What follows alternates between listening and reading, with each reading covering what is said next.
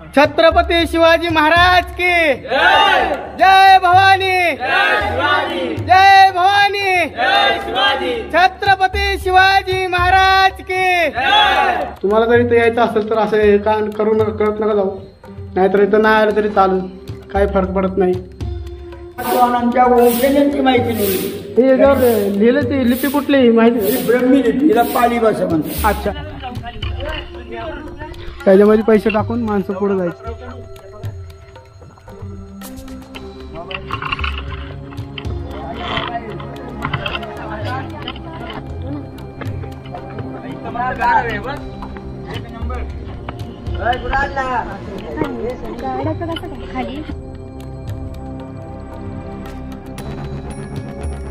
बघून आपल्याला भीती वाटते।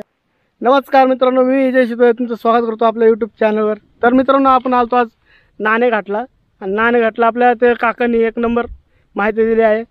तर ती माहिती तुम्ही पुढे बघताल। जर तुम्हाला नाणेघाटाला यायचं असेल आणि तिथलं तुम्हाला इतिहास पाहायला बघायचा असेल तर आपला व्हिडिओ बघू शकता आणि त्या काकाला तुम्ही भेटू शकता। तर त्या काकाने अशी एक अतिशय उत्तम अशी एक मस्त प्रकारे माहिती सांगितली आहे, तर तुम्ही ती बघू शकता। करा असंच मस्त व्हिडिओ बघण्यासाठी तर चॅनलला सबस्क्राईब करा, लाईक करा आणि तुमचे कमेंट आमच्या चॅनल खाली नक्की द्या।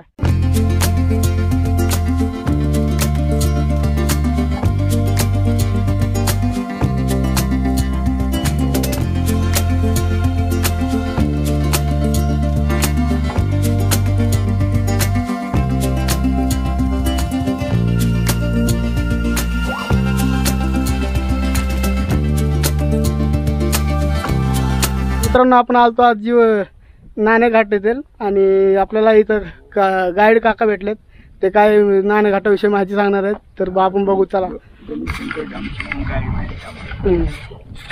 बोला। नमस्कार सर, मी एक गाईड म्हणून गणूशंकर डामसे या सह्याद्रीचा संपूर्ण इतिहास लोकांना आतापर्यंत देत चालतोय आणि मी एक गाईड आहे इथलचा। तर आपण जे उभा आहोत तर जुन्नर तालुक्याचा इतिहास सांगायचा म्हणजे जुन्नर हे इथं 30 किलोमीटर पूर्वेकडे आहे आणि पुणे जिल्हा, जुन्नर तालुका आणि जुन्नरचा शेवटचा ही बाउंड्री म्हणजे नाणेघाट हा पश्चिमेकडे। जुन्नरचा शेवटचा तो नाणेघाट म्हणजे ही बाउंड्री पश्चिमेची आली आणि पश्चिमेकडून पाहिलं तर ठाणे जिल्हा आणि मुरबाडची बाउंड्री। अच्छा, म्हणजे जुन्नर आणि मुरबाड, ठाणे आणि पुणे ही बाउंड्री नाणेघाट। आणि दक्षिणेकडून पाहिलं तर खंडाळा, लोणावळा, भीमेशंकर, मच्छिंद्र गोरख, सिद्धेगड, औफा घाट, दाऱ्या घाट आणि हात समोर दिसतंय जीवदन किल्ला आहे। आणि इथून हा नाणेघाट आहे।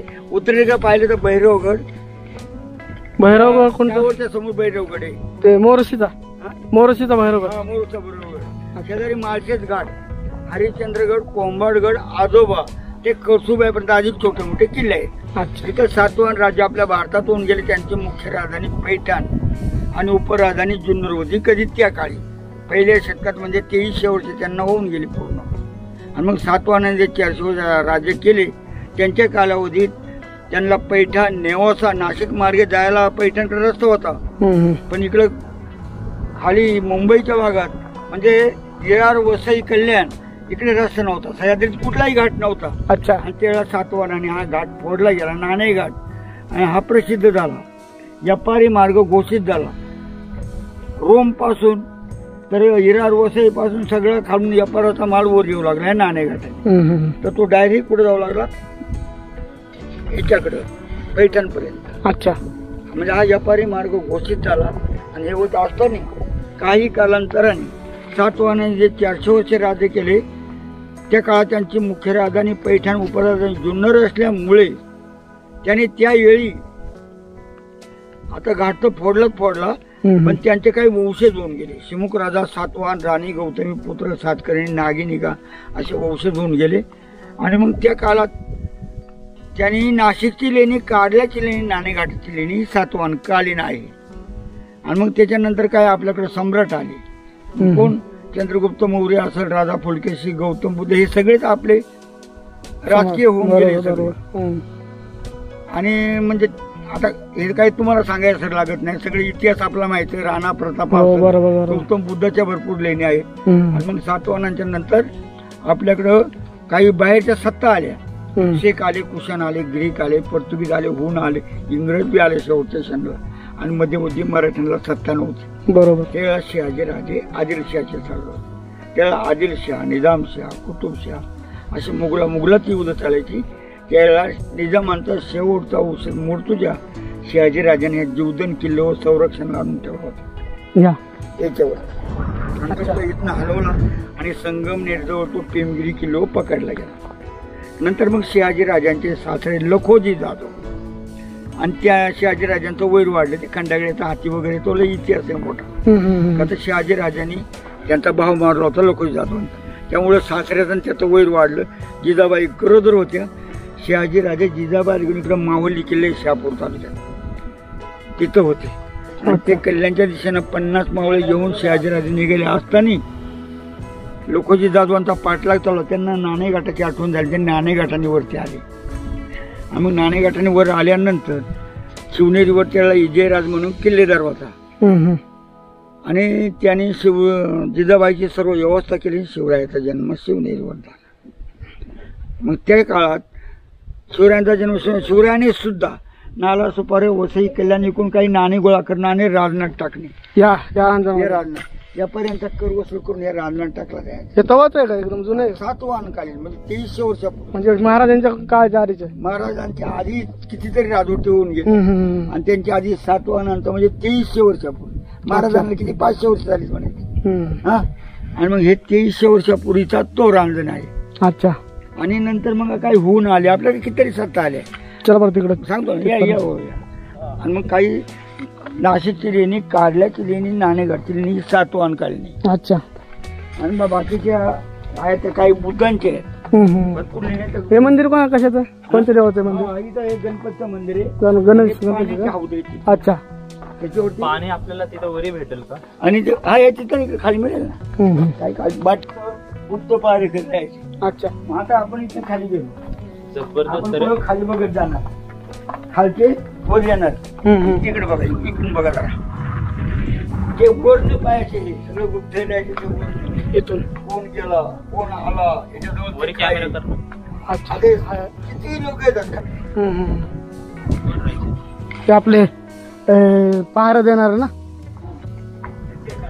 नंतर मग सातवाहनानंतर शिवरायांचा एक तिथं गेला. काही मध्य राजवटीचा आहे का या नाणेघाटात, प्रसिद्ध नाणेघाट. आता इथं बाहेरचे लोक, फॉरेनचे लोक सुद्धा इथे येतात. अच्छा. मला त्यांची भाषा समजत नसली, महाराष्ट्रीय माणसाकडून मराठी सांगणार आणि त्याच्या नानवाद करून सांगतात. बरोबर. खाली इतकी माहिती मला या खाली. चला.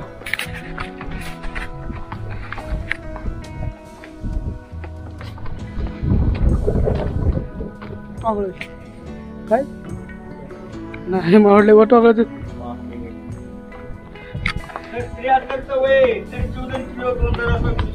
हो. दिवसातून दोनदा जातात. हा का? आमच्या जुन्नर तालुक्याचे एक बाबा आहेत, 73 वर्षाचे बाबा जीवदानवर 2 वेळा जातात. सत्यप्रसिद्ध सर. मग हायकोर्टाचे वकील आले होते, 5-6 वकील. हा हा. वरती लावलं मला घेऊन. अचानक पाऊस झाला, खाली रस्त्याला पाणी, दगड दिसत नव्हतं एवढं पाणी. होय. खांद्यावर एकेकाचा पाय ठेवून खाली उतरवली पडते. अरे आपले खुश इथे बी गुप्त गुफा आहेत का? तर मित्रांनो बघू शकता नाणेघाट. अशा प्रकारे काकांनी चांगली माहिती दिली आहे आपल्याला. अजून पण ते देत आहेत, आणि आपण त्यांच्याकडून अजून माहिती जाणून घेणार आहे. 7 शिवाजी महाराजांच्या पण आधी, शिवाजी महाराजांच्या आधी पण चंद्रगुप्त मौर्य वगैरे सातवाहन काळापासून हा मार्ग आहे. मग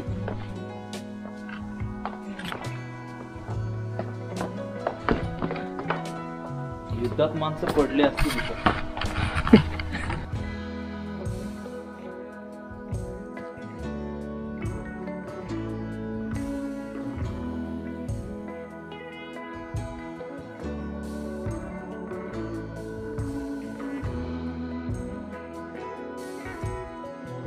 बरे, काय विषय नाही.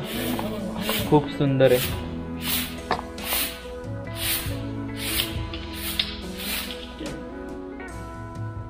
दोन मिनिटं काका. हे हनुमानाची मूर्ती वाटते ना. अच्छा. पहिले लेणीची माहिती घे.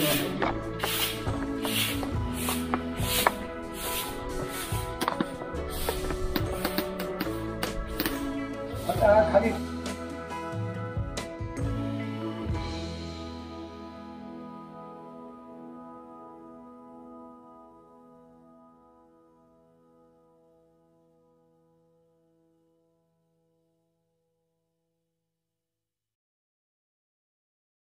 आता इकडं ठाणे जिल्हा मुरबाड तालुका आणि वर कोकण म्हणलं जाते, खाली कोकण म्हणलं जाते आणि वर देश. अच्छा. हा सह्याद्री आहे. तुम्हाला आताच किल्ल्यांची माहिती दिली. हो संपूर्ण सह्याद्रीचा कडा बरोबर. आणि सातवाहनाने जे नाशिकची लेणी, कार्ल्याची लेणी अधिक नाणेघाटची लेणी, ही समोर आहे, ही नाणेघाटची लेणी आहे. ही हा ही नाणेघाटची लेणी आहे. हिच्या शिलालेख महाराष्ट्रात 1 नंबर मोठा शिलालेख आहे. ही आतमध्ये. हा तो शिलालेख याबरोबर तर मित्रांनो हे आहे नाणेघाटातील लेणी. त्यांच्या राजकारणात त्यांचे राज्य भरभराटला आलं. त्याला त्यांचा मुख्य राजा म्हणजे शेवटचा सातकर्णी म्हणून पराक्रमी राजा होऊन गेला. त्यावेळी उत्तर भारतात त्यांनी शेखांचा पराभव केला होता आणि त्यावेळेला सातवाहनाने 18 यज्ञ केले होते. 18 यज्ञात एक राजस्व यज्ञ होता, एक अश्वमेघ यज्ञ होता. आणि त्या काळात हे वर्षावर सगळे श्री गणेश, वसुदेव, इंद्र, कुबेर सगळी देवताची नाव आहे. नंतर त्याने सुवर्णदान किती हत्ती केले, हत्तीदान किती केले, सुवर्णदान, गाईदान याची माहिती लिहिली. त्यांनी कुंडकित्यांच्या सातवाहनांच्या वंशजांची माहिती लिहिली. हे याच्यावर लिहिलं ते लिपी कुठली माहिती? ही ब्रह्मीलिपी, हिला पाली भाषा म्हणतात. अच्छा. ब्रह्मलिपी. ब्रह्मलिपी आणि हिला पाली भाषा म्हणतात. नाहीतर त्यांचे वंशज सिमुख राजा सातवाहन, राणी गौतमी, पुत्र सातकर्णी, राणी नागिनिका, श्री सातकर्णी असे काही वंशज त्यांचे होते. असे त्यांचे 8 पुत्र होते. अच्छा. यांची नावं सुद्धा वर आहेत आणि इथं सिमुख राजा सातवाहन, राणी गौतमी, पुत्र सातकर्णी, नागिनिका यांचे पुतळे सुद्धा इथं होते. पण मागच्या राज्यावरती आपल्याकडं काही मुघलांच्या सत्ता आल्या, नंतर इंग्रजांच्या आल्या, अनेक सत्ता आल्या आणि त्यावेळेला आपल्या किल्ल्यांची, देवतांची सर्व तोडफोड केली गेली आणि त्यावेळेला हे पुतळे सुद्धा तोडले गेले असते. हा इतिहास नाणेघाटचा आहे. कल्याणीकडून नाणी आणलेली गोळा करून या राजनाथ टाकले, त्याच्यावर केले. नंतर शिवरायांनी सुरतेवर छापा टाकला. सुरतेचे जे माणिक आणले ते पूर्व मार्गाने लावले. अच्छा. पूर्व मार्गाने गेले ते लोहगडवर पाठवले आणि नाशिक मार्गे आले ते घोड्याच्या रेडाच्या खेचराच्या पाठीवर या नाणेघाटाने वरती आणले. आणि मग इथं मुघलांची लढाई लागली. शिवराय उघड्या मैदानावर कधी लढाई करत नाही आणि मग डायरेक्ट त्याने एवढं गणलेलं हे ठेवतो कुठे एवढं माणिक, त्याने घोडे रेडे बैल भरून आणले ना सगळे शिवरायाने सुरतेचे. मग शिवरायाने ह्या कुकुड नदीच्या एका डोहात टाकले पाण्याच्या. त्या डोहाचं नाव माणिक डोह पडले त्या काळी. आता माणिक डोह नावाचं सर तिथे गाव आहे. आता माणिक डोह नावाचं धरण आहे. आम्ही येताना बघितलं जुन्नरच्या वर माणिक डोह नावाचं धरण आहे, माणिक डोह नावाचं गाव आहे आणि माणिक डोह नावाचं धरण आहे. हे साक्षी पुरावा खून सुरतेची. धन्यवाद. कोरलेलं दिसतंय. ब्रह्मलिपी म्हणतो त्याला. ब्रह्मलिपी म्हणजे पाली भाषा ना. पाली भाषा. कुठलं म्हणतो त्याला? सातवाहन काळातील हे लिपी आहे. बघू शकतो पराक्रमी सातकर्णी, राणी नागिनिका. एक मिनिट मी सांगतो.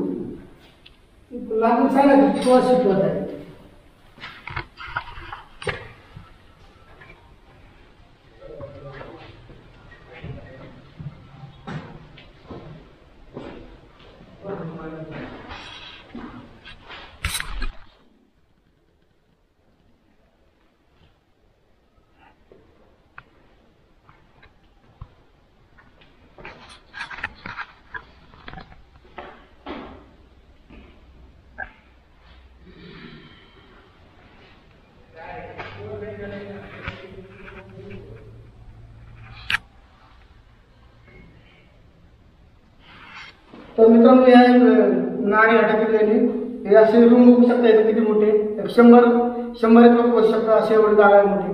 आणि सगळे याच्यावर ब्रह्मलिपीमध्ये लिहिलेलं आहे आणि त्याला पाली भाषा असं म्हणतात. हो, इथे ही कशी ब्रह्मलिपी, हिला पाली भाषा म्हणतात काही लोक. इथे काय झालं ते सगळे काय आगीचं आग वगैरे लावलं तुम्ही हा? पहिलं काळ वगैरे झाले असं कसलं हे नाही हे काय नाही हे आता नंतर सिमेंट लावलेले ते कुठेतरी तुटून होईल म्हणून. अच्छा अच्छा म्हणजे आता केलं का ते? हा आता ते नंतर सिमेंट वगैरे बसवून घेतलंय. हे जागा खालची प्लास्टर नंतर केलेली. फक्त हे कोरलेलं काम हे सातवान काढले. अच्छा. तर बाबांनी आपल्याला छान माहिती दिली आहे. त्याने आपल्याला लय जुना इतिहास भेटलं इतिहास कळला आहे आपल्याला. खरे पुस्तकात पण माहिती नव्हती भेटली एवढी तेवढी काकांनी दिली आहे. तर चला आपण अजून बघू बाहेर.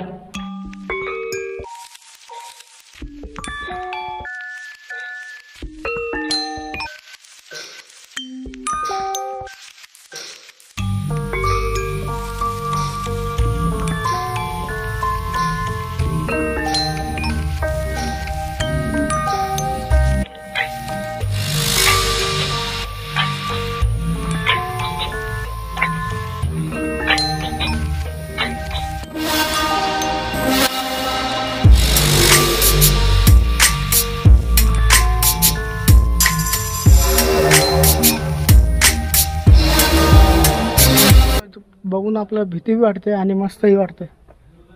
काळा खडा असं मोठा एक दगड डोंगर बघून असं वाटतं पाया बिसं टाकलं तर काय होईल. पण मित्रांनो इथं आल्यावर एक भीती पण आणि मनात एक आनंद पण नाही का. एवढा लांब आलो आपण मस्त निसर्गामध्ये असं बघून एक नंबर भारी वाटतं. असं हे बघू शकता इथं बघू शकता इथं पिण्याच्या पाण्याची टाकी आहे तिथं. त्याच्यातलं जरा पाणी पाला पाचवा पडलं तरी स्वच्छ आहे पण पाणी. आम्ही आता पलीकडच्या टाकीतलं पिलंय.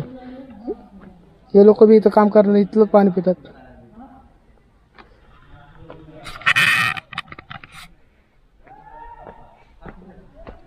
हे आपलं जॅकेट घ्यायचं आता. चला वरी जाऊ तिकडं शूट करा कसं बघू.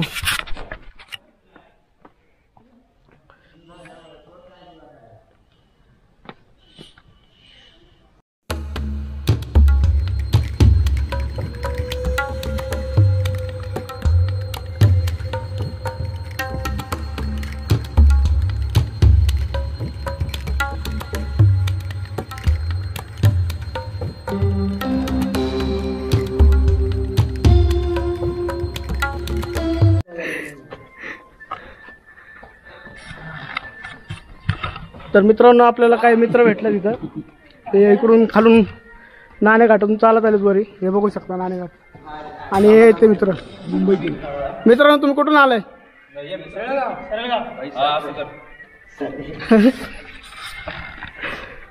तळगाव कोणतं शिरोशी. हा नाही कसं इकडचं तळगाव शिरोशी तळगाव मला माहित नाही.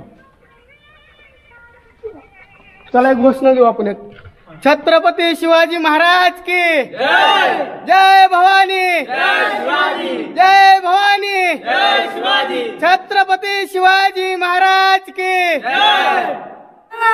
हर हर हर हर. मित्रांनो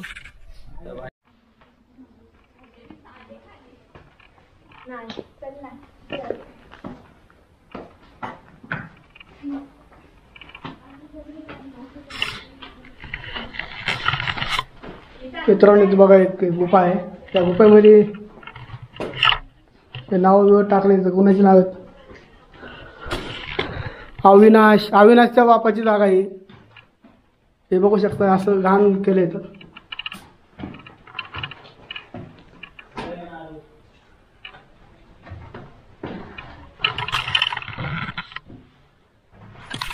ते असे नाव वगैरे टाकताना दिसले ना तुम्हाला कोण डायरेक्ट खानकणी वाजवायचं एक त्यांच्या कानाखाली. असं चांगल्या जागी येऊन असे नाव वगैरे टाकतात. काय फालतूपणा चालला यांचा.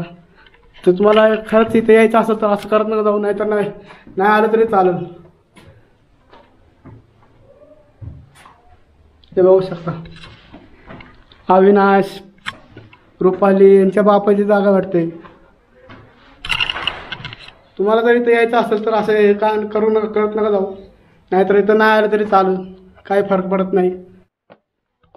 मित्रांनो काकांनी चांगली माहिती दिली. आपण आता एक दुसरा घाट आहे इथं गुन्हे घाट म्हणून, तिथं चाललोय. ते बघू कसं आहे. तर चला.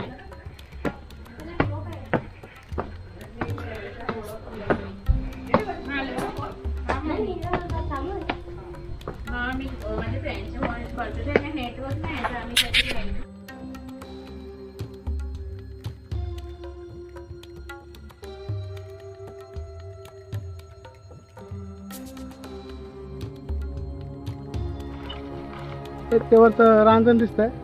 त्यामुळे पूर्वीच्या काळामध्ये ना आपण असं आत्ता टोल भरून पुढे जातो तसं येतं. त्याच्यामध्ये टोल भरण्याचे पैसे टाकायचे आहेत आणि लोक पुढे जायचे. ते बघू शकता पूर्वीचा टोल आहे जुन्या काळातला.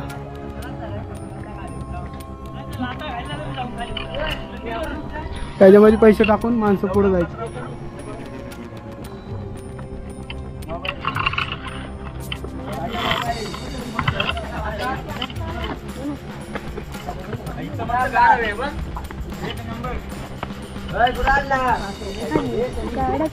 खाली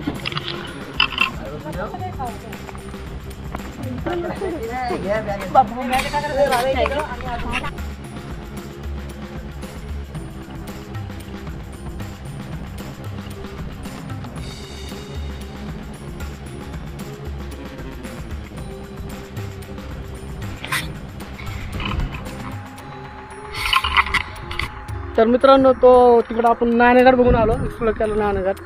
आणि या इकडं आता हा एक घाट आहे पण हा पूर्ण घाट आहे. त्याला गुन्हे घाट असे म्हणतात. हे बघू शकता गुन्हे घाट. आपण त्या साईडने बघू वरून. आणि आपल्यासोबत आता बघू शकता आधी क्षीरसागर आपला मित्र आलता. तर हे बघू शकता भाई फुल आपल्यासाठी सकाळी 4 वाजता उठून तयार होता. आज आपल्यासोबत आता मित्र बघा. चला इकडं गुन्हे घाट बघू आता आपण.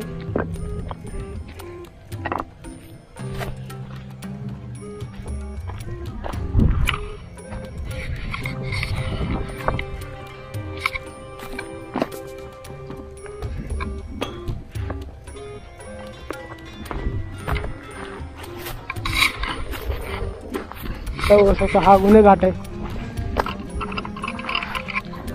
हा मार्ग पूर्वीच्या काही कारणास्तव अर्धा राहिला असेल. त्यामुळे असं याला पायऱ्या वगैरे नाही तिथं बघू शकता. पण नाणे घाटला एकदम अशा पायऱ्या वगैरे मजबूत केल्या त्यांनी. भारी भरपूर मस्त केलं. आता ती पोरं तिकडनं आली. तो डायरेक्ट तिकडं मुरबाड ठाणे या जिल्ह्यात जाऊन मिळतो. पण ह्या मार्गाचं काही माहीत नाही कारण पूर्ण त्यांनी ह्याची काही माहिती पण नाही अशी. हे बघू शकता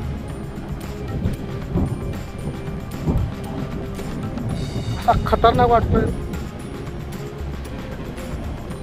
तर चला आपण आता बघितला आहे गुन्हे घाट.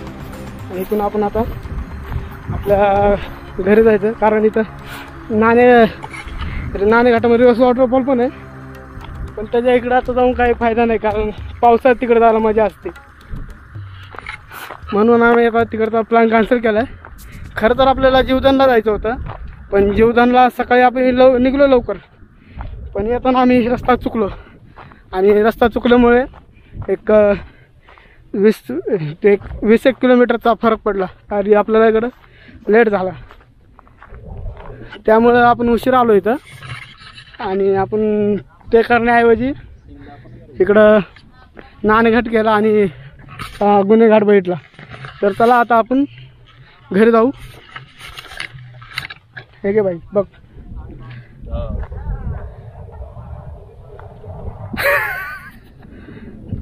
ते तिकडं आज आपल्या तिकडं जायचं होतं त्या रॅपलिंग वगैरे करायला. पण आपल्याला काही जमलं नाही. आपण आलोच इथं 11 वाजता पोचलो इथं. त्यामुळं कॅन्सल केला प्लॅन. पण ते आज तिथं लोकांना विचारलं इथं तर 250-200 लोक वर गेलेत रॅपलिंग करण्यासाठी. जमलं नाही. जाऊ दे. पुढच्या ब्लॉगमध्ये आपण नक्की जाऊ तिथं. आठवड्यात येऊ आपण. चला हे बघू शकता एकदा बघू द्या.